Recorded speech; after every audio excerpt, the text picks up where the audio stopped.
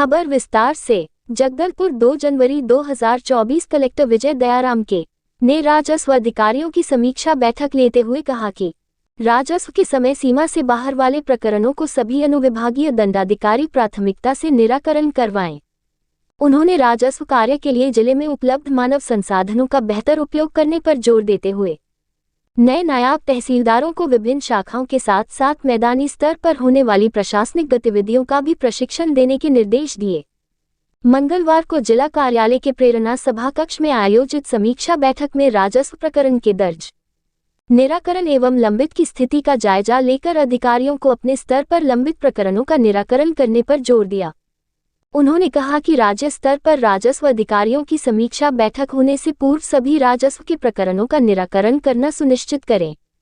Collector ने राजस्व के दर्ज, निराकृत और लंबित प्रकरणों की समीक्षा के साथ ही तहसीलवार अविवादित नामांतरण, लंबित अविवादित नामांतरण, भू राजस्व के बकाया के रूप में वसूली, न्यायालय में लंबित विवादित नामांतरण, विवादित खाता विभाजन, लंबित अविवादित खाता विभाजन, सीमांकन, व्यपवर्तन के लंबित प्रकरणों, भूमि त्रुटि सुधार के कार्य, भूमि बंटन, शासकीय भूमि का अतिक्रमण को रोकने और जुर्माना वसूली संहिता की धारा 107, 16(3)(1)(5)(1) दांडिक प्रकरणों का निराकरण, असीमांकित क्षेत्र की सर्वेक्षण, मसाहती सर्वे, नक्शा नवीनीकरण और ऑनलाइन भूया पोर्टल में अपडेशन जैसे मामलों पर विस्तृत चर्चा कर समीक्षा की। कलेक्टर ने आरबीसी 6-4 के तहत तहसीलदार के पास हस्तांतरित राशि में अतिरिक्त बजट को वापस करवाने के निर्देश दिए ताकि आवश्यकता वाले क्षेत्र को आवंटित किया जा सके। उन्होंने असीमांकित क्षेत्र की सर्वेक्षण कार्य में प्रगति लाने के लिए राजस्व के मैदानी अमलों को समर्पित रूप से लगाए।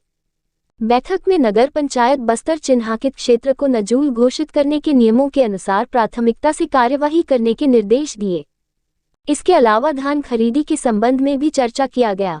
उन्होंने धान खरीदी कार्य में एसडीएम और तहसीलदार को धान उठाव का करवाकर मिलर्स को भिजवाने हेतु वाहन अधिग्रहण करने की आवश्यकता को ध्यान देने कहा। साथ ही धान उपार्जन केंद्र के पास अतिरिक्त स्थल का चिन्हांकन और आवश्यक व्यवस्था करने के निर्देश दिए। उन्होंने अनुभाग स्तर पर निरीक्षण कर छोटे किसानों को धान खरीदी कार्य में प्राथमिकता दिलवाने को कहा।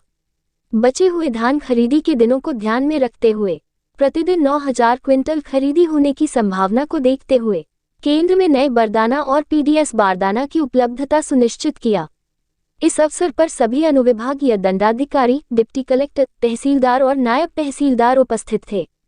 इंडिया रिपब्लिक 24/7 न्यूज से अंगद सेठिया, ब्यूरो चीफ बस्तर की रिपोर्ट।